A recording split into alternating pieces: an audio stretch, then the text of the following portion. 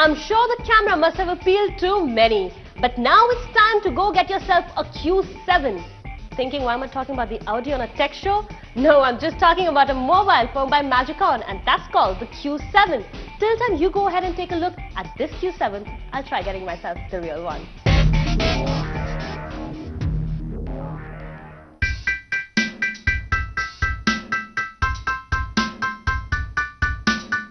What we have for review today with ourselves is the Magicon Q7.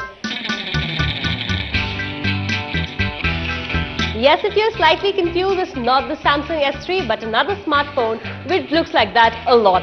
But what it differs here, the silver lining on the side and the Magicon badge at the back, which helps you know that this is not the Samsung S3 but the Magicon Q7. But what it also misses out is the feel and the touch of the phone. It is way heavier than the others, and even when you look at it, the graphics could have done way better than this.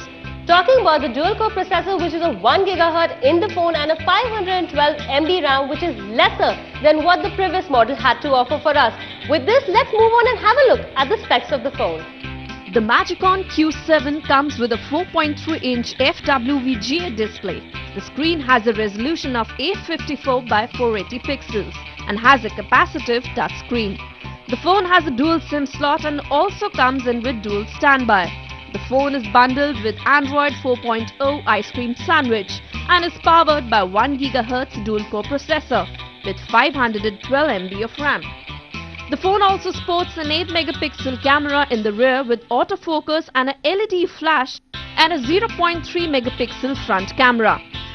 What as a layman we look into first in the phone is the camera. It again does not make you feel very great. Even though it's an 8-megapixel camera, it is way lesser than a quality of an 8-megapixel. In low light, the phone does not do great magic for you, even though it has a lot other things in it. The phone also supports a 3.5mm audio jack and has 4 GB of internal memory, which can be upgraded up to 32 GB using a microSD card. Talking about connectivity options, the phone can connect to networks over 3G, Wi-Fi, Bluetooth with A2DP and GPS. Multitasking is not so satisfactory. I do not enjoy playing games so much on this. But on the same hand, if I have to send an email and my internet usage is good on the phone, general connectivity is good, and the touch experience of this phone is pretty decent, much above average. The display is bright enough at 800 by 480 pixel. Moving on to the touch, it's quite responsive, and because of this, the web surfing experience becomes more pleasant to the eyes. And this probably is the reason why we like this phone.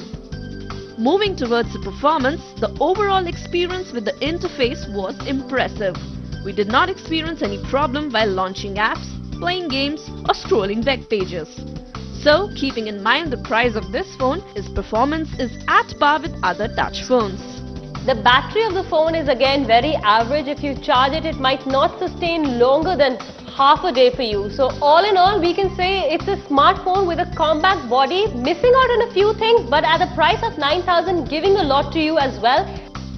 At this price range, we can also get hands on the Micromax A110 and the Intex Aqua Wonder.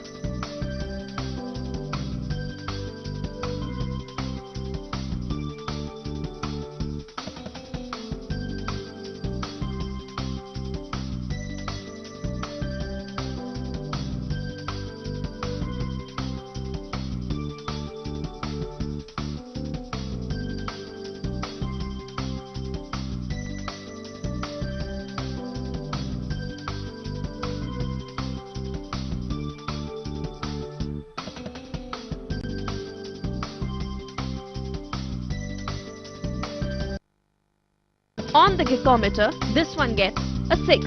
For general users, 7. On a style quotient, it gets an 8.